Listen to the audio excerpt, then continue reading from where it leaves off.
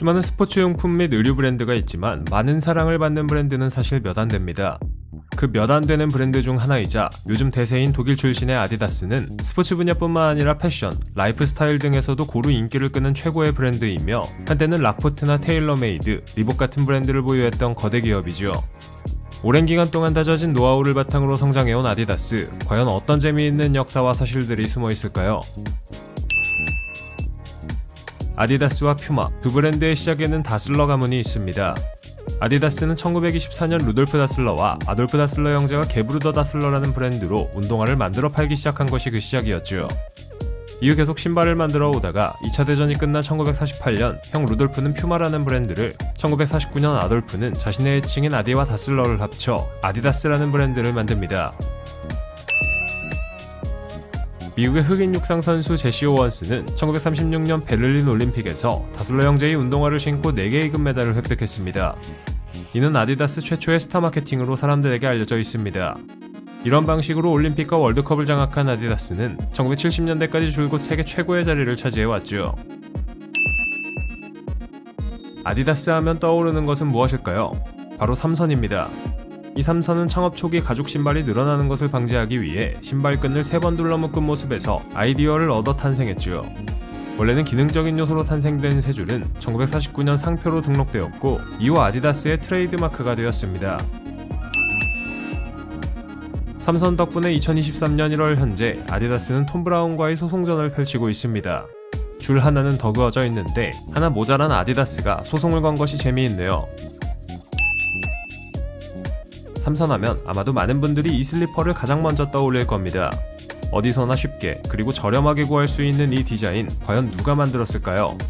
바로 아디다스입니다. 아딜레트라는 이름을 가진 이 슬리퍼는 원래 독일 축구팀 선수들을 위해 1972년 출시되었습니다.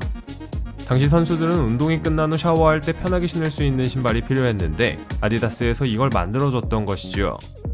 여러분이 지금 신고 있는 그 슬리퍼가 아디다스든 아니든 삼선 스랩바는 이제는 유비쿼터스, 즉 어디에나 있는 디자인이 되었습니다.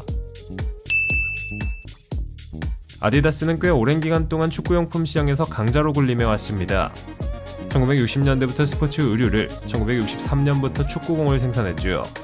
이 중에서 축구공은 1970년 멕시코 월드컵에서 텔스타가 처음 공인구로 사용된 이래로 계속 그 자리를 지켜왔습니다. 하지만 1994년 미국 월드컵부터 나이키가 축구 시장을 공략하면서 둘은 축구 시장에서 대표적인 라이벌이 되었습니다. 오늘날 스폰서 전쟁 혹은 유니폼 전쟁으로 불리는 대결이 이때부터 시작되었죠. 아디다스와 나이키의 축구 시장에서의 경쟁 구도를 잘할 수 있는 것이 바로 데이비드 베컴입니다. 아디다스는 2000년대 슈퍼스타들을 영입해 스타 마케팅에 박차를 가하면서 나이키를 이기려 했죠. 그래서 세계적인 축구 선수인 베컴은 2003년 아디다스와 죽을 때까지 유효한 종신 계약을 맺었습니다. 베컴은 선수 시절에는 아디다스의 축구화를 신었고 은퇴한 지금은 아디다스 홍보대사로 활약하고 있죠.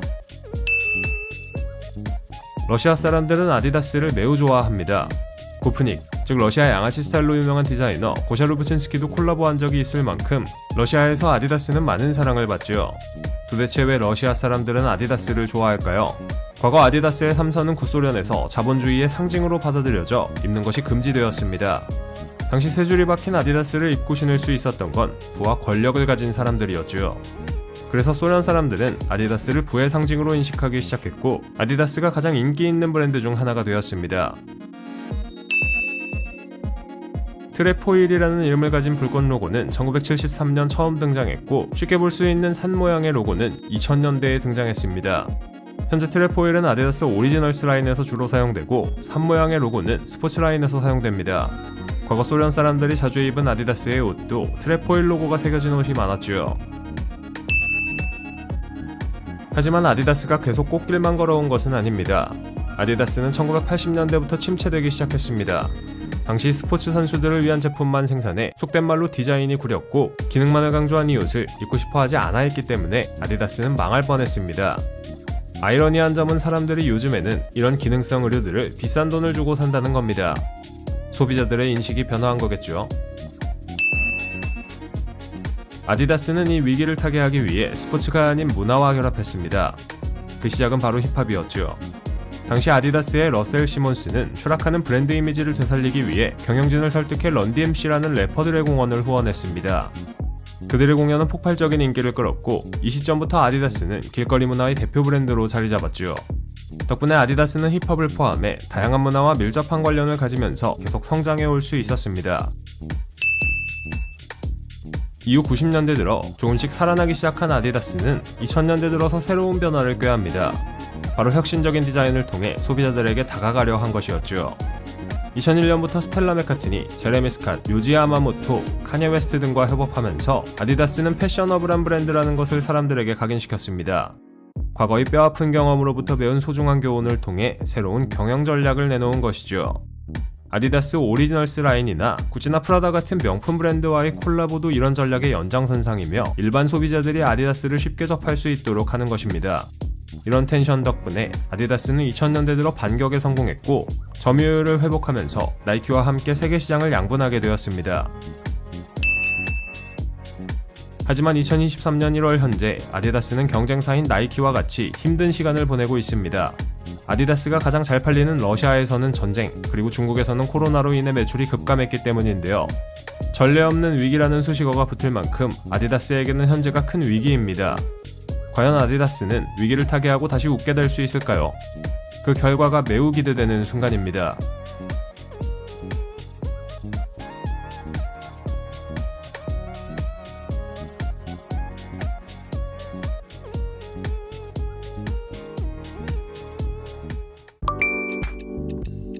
콜라 하면 떠오르는 브랜드, 바로 미국 출신의 코카콜라입니다.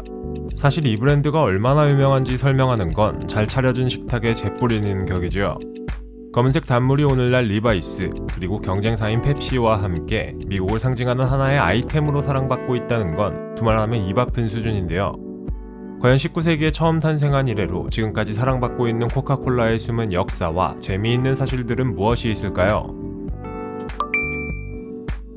코카콜라는 1886년 미국의 약사 존 펜버턴에 의해 처음 탄생했습니다.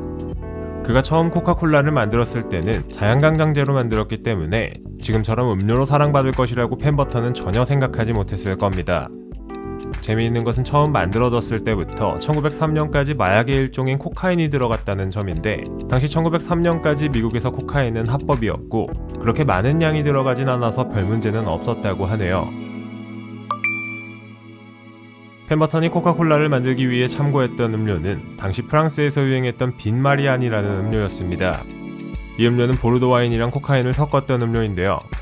하지만 당시 미국에서는 술에 대한 인식이 별로 좋지 않은 편이었기 때문에 펜버턴이 코카콜라를 알코올이 들어가지 않은 형태로 만든 겁니다. 처음 펜버턴이 코카콜라를 만들었을 땐 지금처럼 잘 팔리지 않았습니다. 그래서 손님들에게 무료로 뿌릴 정도였죠. 참다 지친 펜버턴은 결국 코카콜라에 대한 모든 권리를 1888년 약재 도매상인 에이서 캔들러에게 100만원이 조금 넘는 돈을 받고 모두 팔아버렸습니다. 펜버턴의 후손들은 지금쯤 무슨 생각을 하고 있을까요? 코카콜라라는 이름의 유래가 궁금하신가요? 코카와 콜라라는 각각 다른 두 단어가 섞인 이 음료의 어원을 궁금해하시는 분들 많으실 텐데요. 코카는 코카인을 재배하는 코카나무로부터, 콜라라는 단어는 카페인의 원료인 콜라넛으로부터 따왔습니다. 코카콜라의 오래된 역사를 증명하는 또 다른 하나는 바로 병 모양입니다. 병 모양만 보고 코카콜라임을 바로 알아차릴 수 있을 정도죠. 이 보틀은 에이서 캔들러가 100만 달러의 상금을 걸고 디자인을 공모해 만들어졌는데요. 1915년에 처음 발명되어 조금의 변화를 거쳐 현재에도 이 병이 생산되고 있습니다. 재미있는 점은 코카콜라 레시피는 특허 출원이 되지 않지만 이 병은 다르다는 점입니다. 코카콜라도 이 병의 디자인 특허에 많은 관심을 가지고 있고 그 특허를 지키기 위해 많은 노력을 하고 있습니다. 대신 코카콜라의 레시피는 외부에 일절 공개되지 않습니다. 코카콜라의 레시피를 알고 있는 사람은 전 세계에서 단 2명이며 그 둘은 같은 비행기에 절대 타지 않는다는 썰이 있을 정도로 철저히 보안이 유지되죠. 코카콜라가 레시피에 대한 특허 출원을 하지 않는 것도 특허 등록 후 일정 기간이 지나면 레시피가 모두 공개되어 버리기 때문에 이를 피하기 위해서라고 보는 시각이 유력합니다. 이 레시피를 이용해 만들어진 코카콜라 원액은 본사에서 제조하며 원액을 특정 회사에게만 공급합니다. 원액을 공급받은 회사들은 원액에 물과 설탕, 탄산 등의 첨가물을 배합해 판매하죠. 이후에 코카콜라가 성장할 수 있었던 계기는 바로 2차 대전입니다. 당시 코카콜라는 미군 병사들에게 자사 제품을 납품했는데 한마디로 군납이었던 셈이죠. 당시 전선에 파견된 병사들 중에는 럭키 스트라이크 담배와 코카콜라로 전쟁을 버틸 수 있었다고 고백하는 사람도 있었습니다. 직접 총을 쏜 건 아니지만 어쨌든 코카콜라도 2차 대전에 참전했다고 인정해줘야 될 정도네요.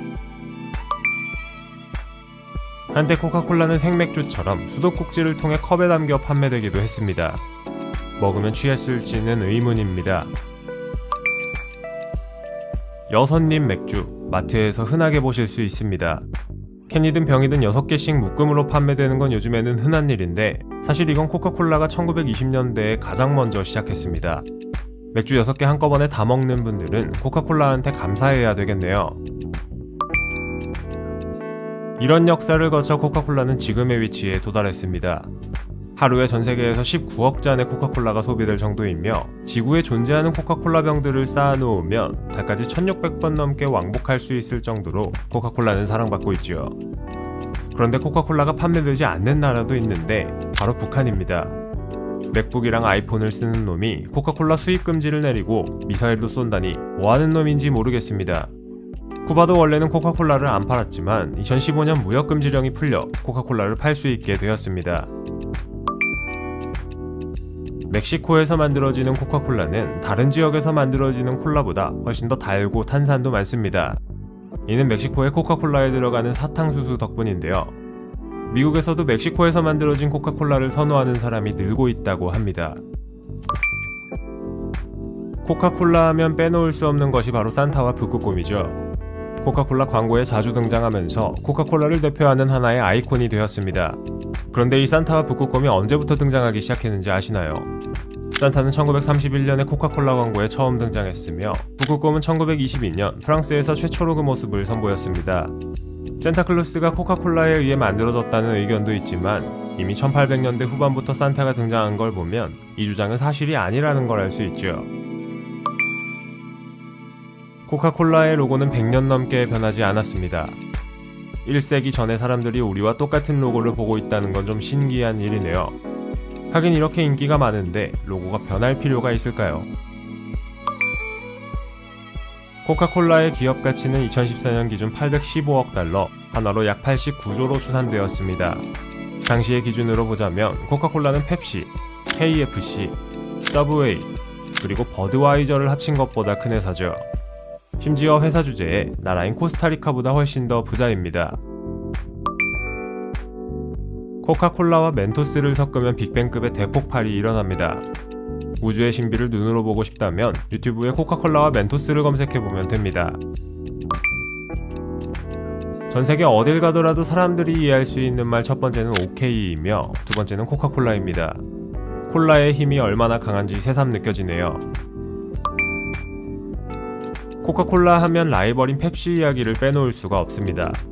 펩시가 코카콜라에 비해 맛없다고 안 먹는 사람들도 많죠.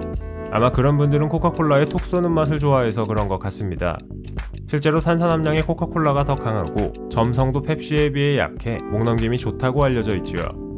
광고와 마케팅 분야에서 벌어지는 두 브랜드의 콜라 전쟁은 100년 넘게 이어져 온 뿌리 깊은 전쟁인데요. 마치 영국과 프랑스의 100년 전쟁을 떠올리게 합니다. 그런데 펩시는 갖은 노력을 해도 콜라 쪽에선 만년 2등 이미지를 쉽게 벗지 못했죠. 그래서 펩시는 콜라가 아닌 다른 음료 부분에서 더 많은 노력을 했고 그 결과 게토레이 같은 음료수로 시장을 선점해 인정받고 있습니다. 또한 패스트푸드 업계에서 어떤 콜라를 선택하느냐에 따라서도 코카콜라와 펩시의 경쟁 관계를 엿볼 수 있습니다. 피자와 햄버거, 치킨 등을 주문하면 어떤 콜라가 따라오는지에 따라 해당 음식의 선호도가 높아지거나 줄어들기도 하죠. 여러 패스트푸드 브랜드 중에서 가장 유명한 맥도날드에서 제공되는 콜라는 코카콜라인데요. 맥도날드가 코카콜라 덕분에 성장할 수 있었다는 재미있는 사실, 아마 많은 분들이 모르고 계셨을 겁니다. 여전히 맥도날드는 코카콜라의 최대 고객으로 알려져 있죠. 2006년에 코카콜라의 비밀을 팔겠다고 펩시에 제안한 코카콜라의 여직원이 있었습니다. 결국 이 여직원은 경찰에 체포되었는데 재밌는 점은 경찰에 먼저 신고한 게 코카콜라가 아니라 펩시였다는 점입니다. 이 정도면 경쟁사긴 하지만 의리는 지킨다 뭐 이런 거겠죠.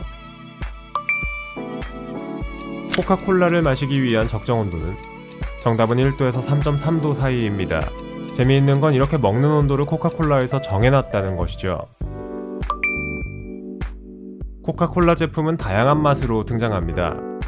여러분에게 익히 잘 알려진 다이어트 코크나 코크 제로 같은 제품들 뿐만 아니라 바닐라나 녹차맛 코카콜라도 있습니다. 무슨 맛일지 궁금하다고요? 저도 궁금하네요. 뿐만 아니라 오렌지맛, 시나몬 맛 등이 있으며 심지어 사이다같이 투명한 코카콜라 클리어도 출시된 적이 있습니다. 코카콜라의 제조사인 코카콜라 컴퍼니는 코카콜라뿐만 아니라 다른 음료들도 만들고 있는데요. 판타부터 스프라이트와 미닛메이드까지 다양한 제품들이 나와 있습니다. 대략 4,000종이 넘는 제품을 판매하며 이걸 다 먹어보려면 10년이 넘게 걸린다고 하네요. 투자회사 버크셔 해서웨이의 사장 워렌 버핏은 하루에 5캔이나 마실 만큼 코카콜라를 매우 사랑하는 것으로 유명한데요. 1987년 주식 폭락 이후 그는 꾸준히 코카콜라 주식을 매입해왔다고 합니다. 25년 동안 코카콜라를 통해 낸 수익률은 무려 1216.4%인데요. 코카콜라 먹고 돈도 벌고 이건 못 참겠네요. 그렇다면 세계에서 가장 코카콜라를 사랑하는 지역은 어디일까요? 정답은 멕시코입니다. 1년에 한 명당 700캔 정도씩 먹을 것으로 추정된다고 하니 따라잡을 나라가 없습니다. 멕시코에서 올림픽과 월드컵을 개최하면서 멕시코 사람들이 스폰서였던 코카콜라를 알게 되었고 이후부터 큰 인기를 끌게 되었다고 알려져 있지요. 여러분도 하루에 2캔씩 코카콜라를 먹는다면 한국이 조만간 1등을 차지하게 되지 않을까요?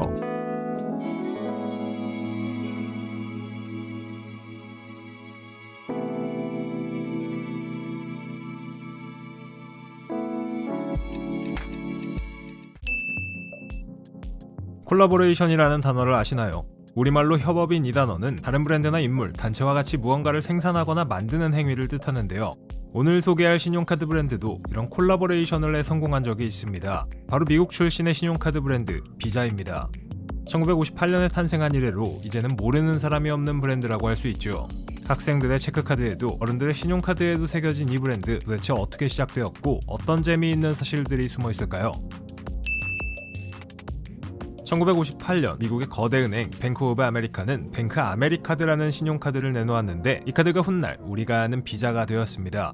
지금이야 흔하지만 당시에는 현금이 없어도 물건을 살 수 있는 신용카드가 삼성페이만큼이나 혁신적이었죠. 덕분에 뱅크 아메리카드의 인기는 하늘을 치솟았지만 문제가 하나 있었습니다.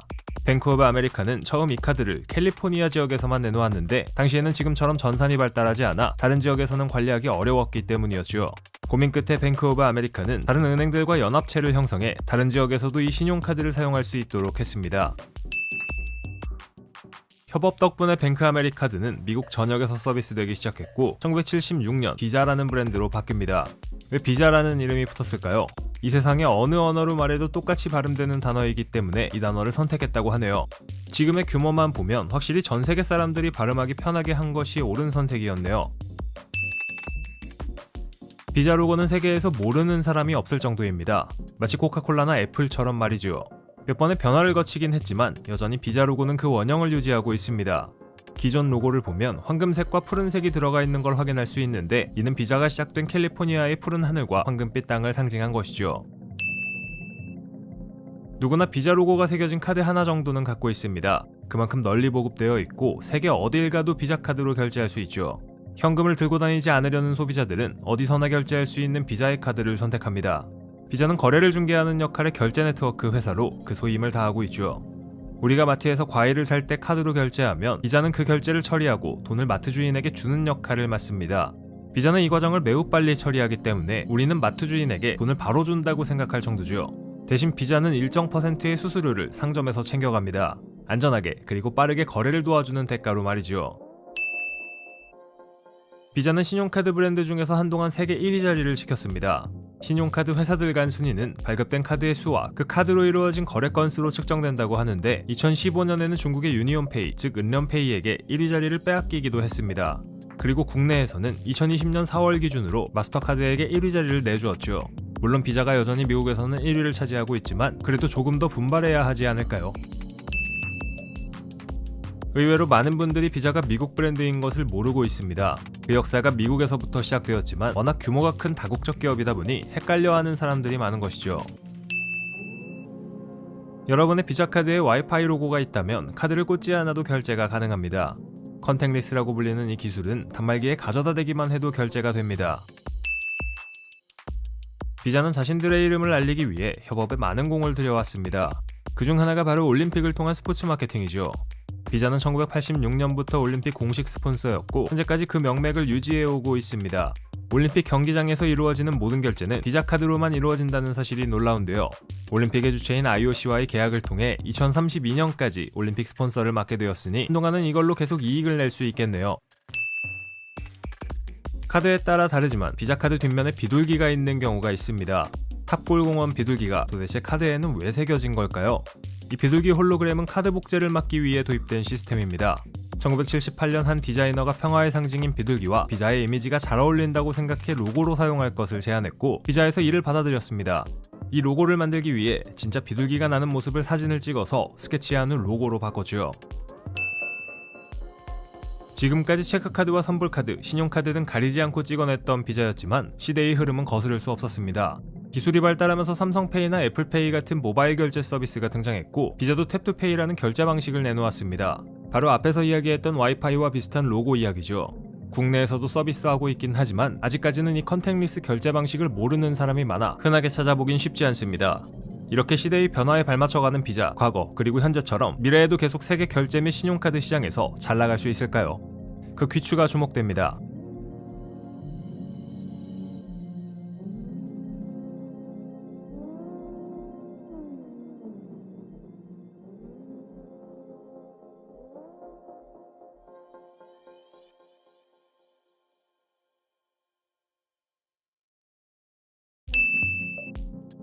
현대차는 한국을 대표하는 자동차 회사입니다. 이 회사를 모르는 사람도 있을까요? 포니부터 GV80까지 현대자동차가 남긴 족적은 대한민국 자동차 역사와 궤를 같이 한다고 해도 과언이 아닐 정도죠. 2013년 기준 세계에서 8번째로 큰 자동차 회사이며 세계 각지에도 진출해 있는 현대자동차. 현대차는 과연 어떻게 탄생했고 어떤 역사를 가지고 있을까요? 이야기는 1967년으로 거슬러 올라갑니다. 현대의 정주영 회장은 미국 포드와 합작해 현대자동차를 세우고 1년 뒤인 1968년부터 포드의 코티나 모델을 생산하게 됩니다. 당시에는 독자적으로 차를 생산할 기술이 없었기 때문에 이런 식으로라도 차를 생산하지 않으면 차를 만드는 게 불가능했었죠. 재밌는 건 현대그룹이 원래 건설 쪽으로부터 시작되었다는 사실입니다. 1947년 세운 현대토건이 현대그룹의 모체였고 현대차에도 지대한 영향을 끼쳤다는 건데요. 한마디로 건물 지어 차 만들었던 거죠. 우리에게 익숙한 현대 로고, 알파벳 H를 의미하기도 하지만 다른 의미도 숨어 있습니다. 두 사람이 악수하는 모습이라는 게 현대차의 설명인데 딜러와 고객이 거래를 마치고 하는 악수를 형상화한 거라고 하죠. H 주변을 감싸고 있는 원은 지구를 형상화한 거며 세계로 뻗어나가는 현대차를 상징하는 거라고 합니다. 이거 나중에 갖다 붙인 거 아닌가요? 1975년 현대차를 한국 자동차 시장에서 선두적인 회사로 바꾼 모델이 등장합니다. 바로 포니였습니다. 기존의 차량들은 합작 생산 모델이었다면 대한민국 최초로 자체적으로 생산한 모델이라는 큰 의의가 있죠. 벼락말을 뜻하는 포니에서 유래된 차종의 이름은 공모를 통해 지어졌다고 합니다. 포니의 디자인, 어딘지 모르게 다른 차와 비슷해 보입니다. 현대차는 이 디자인을 이탈리아의 디자이너 조르제토 주지아로에게 맡겼는데 그는 BMW M1과 들로리언 DMC12의 디자인도 담당했습니다. 뭔가 닮아 보이지 않나요? 포니 출시 이후 현대자동차는 80년대와 90년대를 거치며 성장에 성장을 거듭합니다. IMF 위기가 도래해 수많은 기업들이 망했지만 현대자동차는 위기를 기회로 삼아 기아차를 인수하고 2000년에는 회사의 뿌리인 현대그룹과도 결별해 새로 현대자동차 그룹까지 만들면서 세계 2위의 대기업으로 우뚝 서게 됩니다.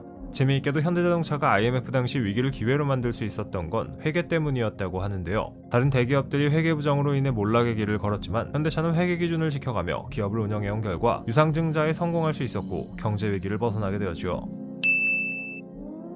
현대차는 해외에서 저렴하고 튼튼해 오래 탈 수 있는 차라는 인식이 강합니다. 물론 해외에서 저가 전략을 펼쳐 가격을 낮추는 것도 있지만 전문가들은 또 다른 원인이 있다고 이야기하기도 합니다. 계열사 중 하나인 현대제철에서 차를 만드는 데 필요한 강판을 저렴한 값에 제공하기 때문이죠. 2017년 기준 현대차는 71.9%의 철강제를 현대제철로부터 조달합니다. 한국 재벌들의 수직적인 경영 구조가 효과를 보는 대표적인 사례겠죠. 현대차가 해외에서 성공할 수 있었던 또 다른 이유 중 하나는 바로 괴상한 보증에 있습니다. 1999년 현대차는 10년 10만 마일 무상 보증 서비스를 미국에서 도입하게 됩니다. 당시 미국 시장 내 경쟁 업체와 비교해보면 현대의 이런 전략은 매우 파격적이었는데요. 이 제도를 도입한 해 판매량은 2배가 조금 안 될 정도로 늘었고 4년 뒤에는 그 2배를 간단하게 뛰어넘었습니다. 2017년에는 차량 구입 후 마음에 안 든다면 3일 안에 전액 환불해주는 제도를 도입해 미국 시장에서의 부진을 타파하기 위한 노력을 하기도 했죠. 국내 도입이 시급합니다. 세계 곳곳에 현대자동차의 공장이 있습니다. 2020년 3월 기준 국내에는 울산과 천안, 전주에 공장이 있고 미국과 브라질, 터키, 러시아 등 해외 각지에도 공장이 있죠. 이 중에서 가장 큰 공장은 어디일까요? 정답은 울산 공장입니다. 현대차 울산 공장은 현대차와 기아차를 통틀어 뿐만 아니라 전세계 어느 자동차 제조사와 비교해봐도 가장 큰 규모의 공장을 갖고 있습니다. 사실 크기 면에서는 폭스바겐의 울스버그 공장이 울산을 압도했지만 생산량은 압도적으로 현대가 더 많다고 합니다. 국뽕 준비되셨나요? 기업들이 스포츠팀을 스폰서하는 걸 보는 건 어려운 일이 아닙니다. 현대차도 스포츠팀을 어마무시하게 스폰서하는데 그 규모가 꽤 큰 편입니다. 국내에서는 울산 현대 호랑이나 전북 현대 등이 현대자동차의 스폰서를 받는 팀으로 알려져 있고요. 해외에서는 올림픽 리옹, CSKA 모스크바 등의 축구팀, 미국 미식축구, 월드컵, PGA 투어, 세계 양궁대회 등의 스폰서를 담당했거나 하고 있습니다. 현대차의 장점은 뭐길래 사람들이 현대차를 구매하는 걸까요? 우선 국내에서는 쉽게 접할 수 있다는 게 큰 장점일 겁니다. 어디에서나 쉽게 살 수 있고 수리도 상대적으로 저렴한 비용에 가능하죠. 외제차와 비교해보면 같은 사양의 가격이 저렴한 편이니 합리적인 소비가 될 수도 있습니다. 해외에서는 저렴한 가격에 튼튼한 사양을 가진 차라는 인식이 강합니다. 품질 경영을 제창하면서 생산 관리에 집중한 결과 합리적인 이미지를 확보했죠. 여기까지만 보면 현대차를 구매하는 건 꽤나 괜찮은 선택인 걸로 보입니다. 하지만 많은 사람들이 현대차의 문제점을 지적합니다. 내수차별 문제, 귀족노조 문제, 서비스 문제, 품질 경영을 제창했음에도 불거져 나온 엔진 결함 문제, 오랫동안 이어져온 저가 이미지를 탈피하지 못한 것, 중국 업체의 추격으로 인해 가격 경쟁력을 상실한 것, 다른 자동차 회사들에 비해 연구개발비가 한참 뒤떨어짐에도 10전화되는 거금을 주고 한전부지를 매입한 것 등 사람들이 꼽는 문제점은 수도 없이 많습니다. 현대차는 이 문제점들에 대한 각종 해결 방안을 내놓고 있지만 이를 바라보는 사람들의 시선은 싸늘합니다. 과연 현대차는 이 위기와 문제들을 해결하고 대한민국을 대표하는 자동차 기업으로 남아있을 수 있을까요? 부디 현대차가 무너지지 않고 영원히 차를 생산할 수 있길 바라봅니다.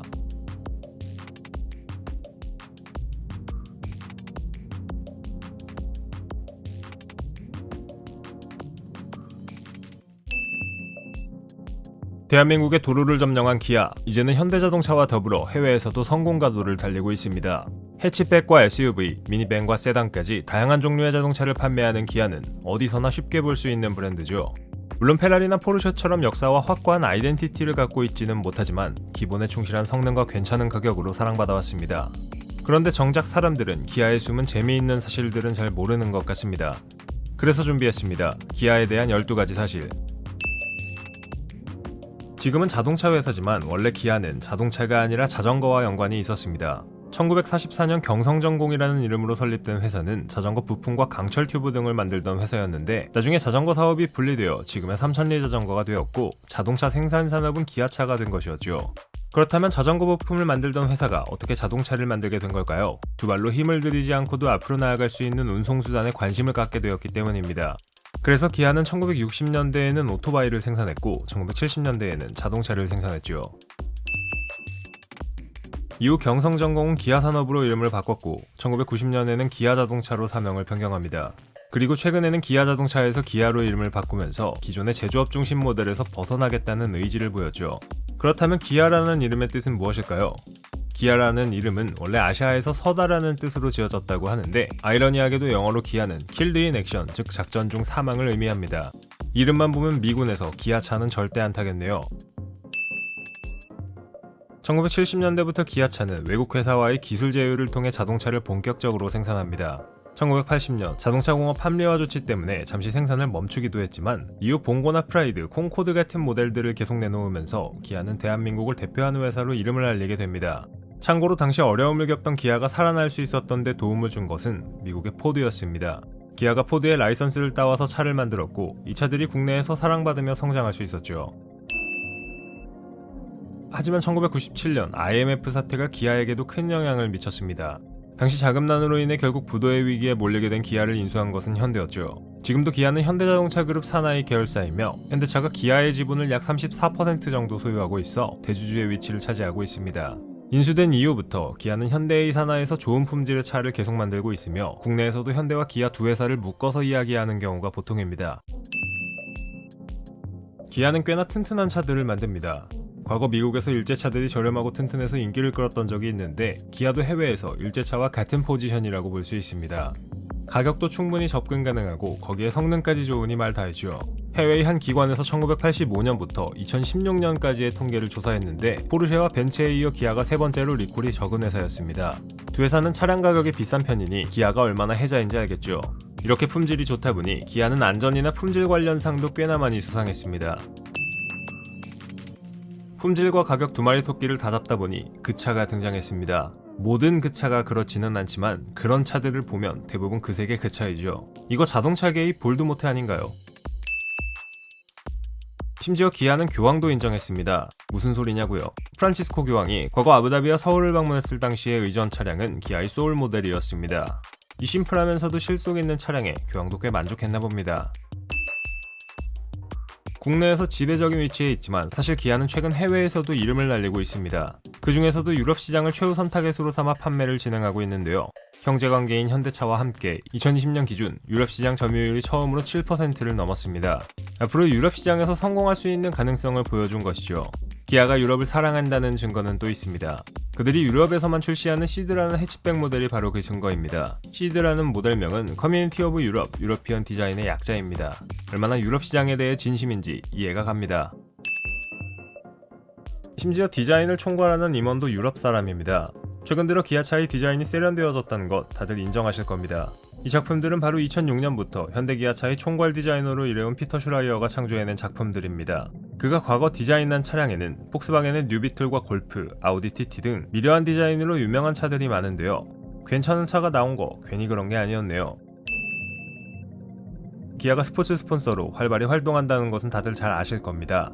자체 야구팀을 소유하고 있기도 한 기아는 해외에서도 각종 스포츠팀과 선수들의 스폰서를 담당하고 있는데 기아가 스폰서를 담당하는 선수 중 가장 유명한 것은 바로 테니스 선수인 흑신 라파엘 나달입니다. 기아는 나달을 2002년부터 계속 후원해오고 있는데요.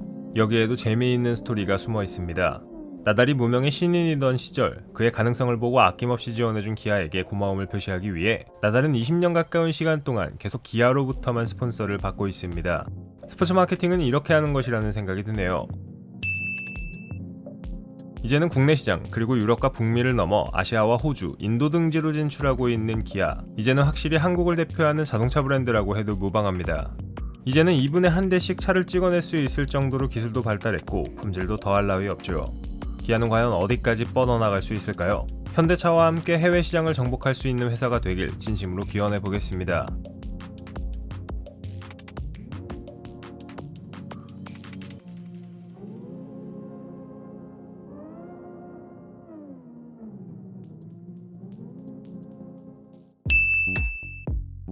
석유는 인류의 삶에서 빼놓을 수 없는 물건입니다.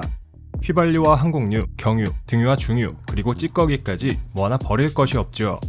이런 석유를 정제하는 정유회사들은 보통 중동에 많은데 그 중에서도 사우디아라비아 석유회사, 줄여서 아람코는 꽤 상징적인 의미를 갖는 회사입니다. 2022년 5월 세계적인 대기업 애플을 누르고 세계 최대 규모의 시가총액을 자랑하게 된 이 회사는 세계에 수출되는 원유 8배럴 중 1배럴을 생산하고 있을 정도죠. 과연 아람코의 숨은 역사와 재미있는 사실들은 무엇이 있을까요? 다소 생소할 수도 있겠지만 이미 아람코는 우리나라와 깊은 연관을 맺고 있습니다. 본 적이 없는데 무슨 소리냐고요? 아람코는 한국의 정유회사 S-오일의 모기업입니다. 2022년 기준 약 63%의 지분을 갖고 있는 대주주죠. 또한 아람코는 현대오일뱅크의 주식을 두 번째로 많이 갖고 있는 기업이기도 합니다. 조금은 생소한 중동의 회사가 의외로 우리나라와 깊은 연관이 있었다니 그건 모르고 있었네요. 아람코라는 이름을 풀어보면 아라비안 아메리칸 오일 컴퍼니, 즉 아랍과 미국 합작의 석유회사라는 뜻입니다. 사우디아라비아 출신인데 미국과 무슨 연관이 있길래 이런 이름을 갖고 있는 걸까요? 이 이름에 얽힌 비하인드 스토리를 알아보려면 1차 대전 시기로 돌아가야 합니다. 당시 석유 부족 사태의 자극을 받은 미국은 자원 확보에 열을 올리고 있었습니다. 석유만 있다면 뭐든 할 수 있었기 때문이지요. 이런 이유로 미국 정부를 대신해 민간기업 소칼이 석유 탐사를 시작했고 지금의 사우디 지역에서 유전을 찾게 됩니다.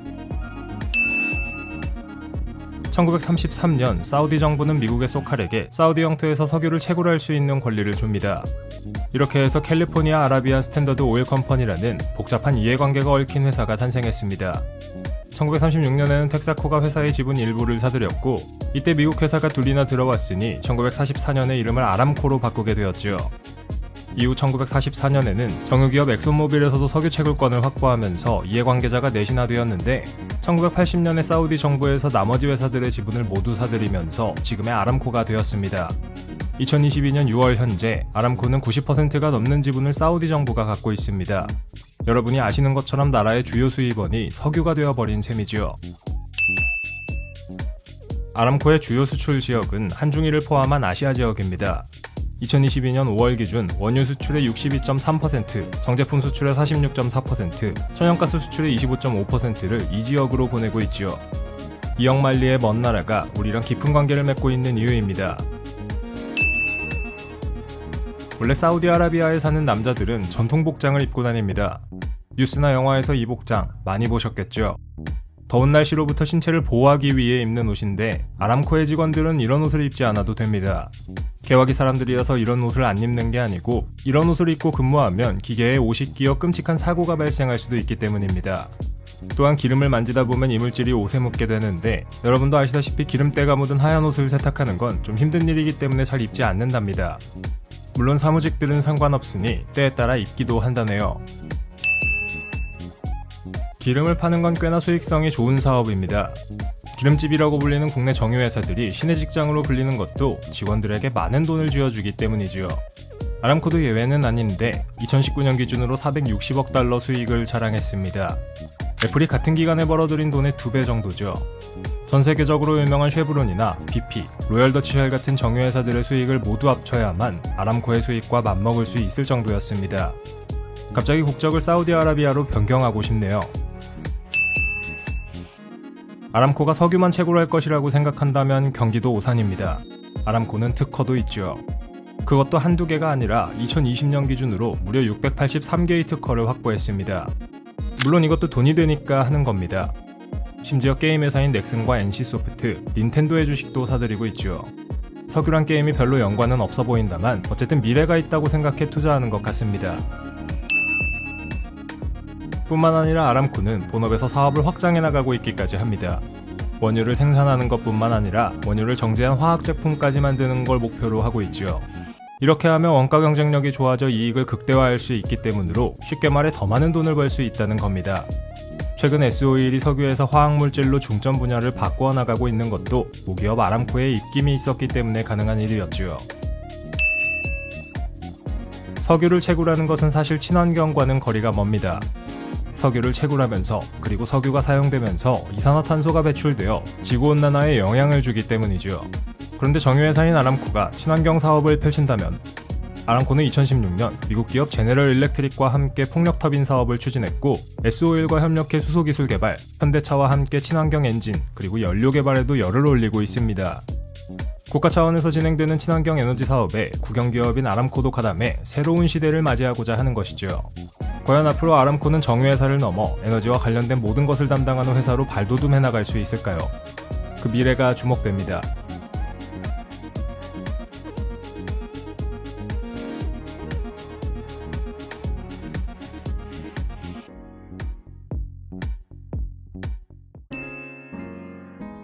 길 가다 정말 흔하게 볼 수 있는 브랜드, 바로 미국의 패스트푸드 프랜차이즈 맥도날드입니다.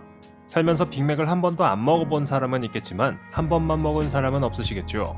전 세계에 36,000여 개의 매장을 운영하고 있는 햄버거 프랜차이즈로 우리에게도 익히 잘 알려진 회사인데요.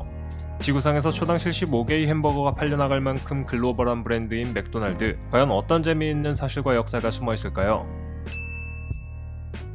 맥도날드는 원래 1940년 맥도날드 형제가 창립했습니다.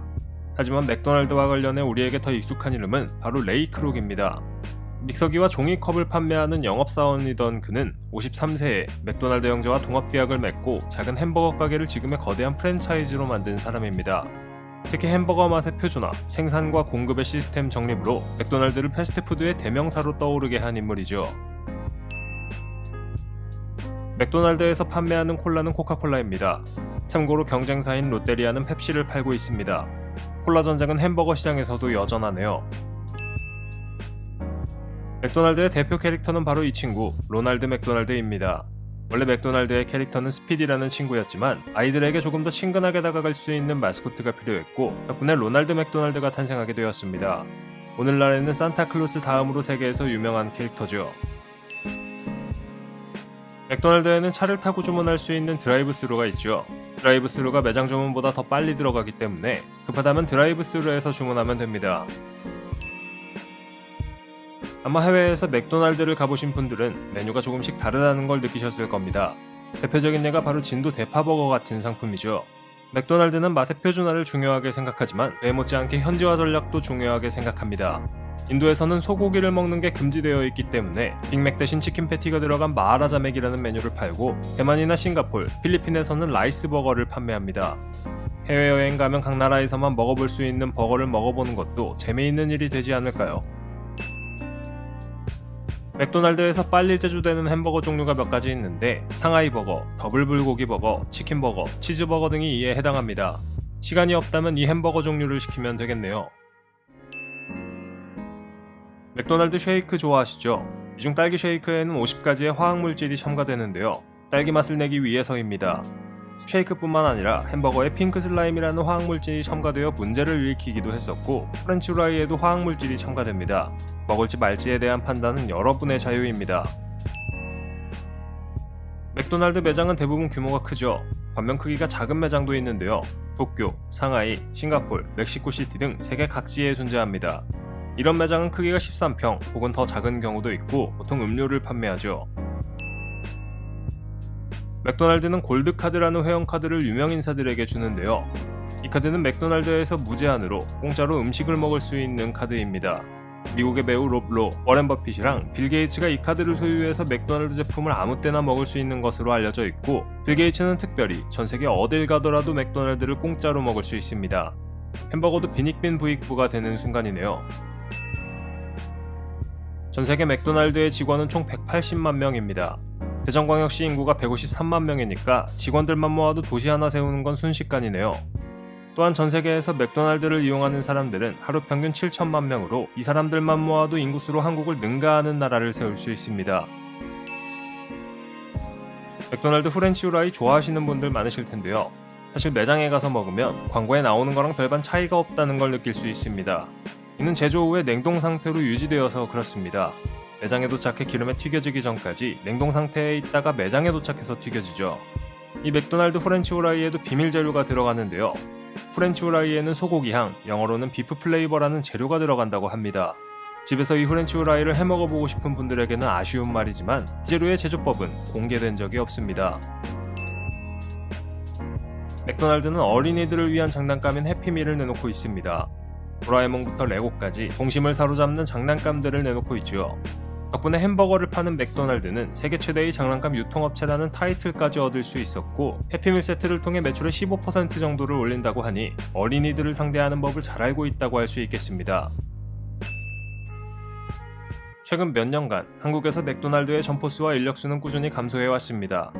햄버거를 선호하는 인구가 감소하고 있고 최저임금 상승으로 운영비 부담이 늘고 있다는 것이 큰 이유였는데 매장을 줄이는 것으로는 이 문제를 해결하지 못했죠.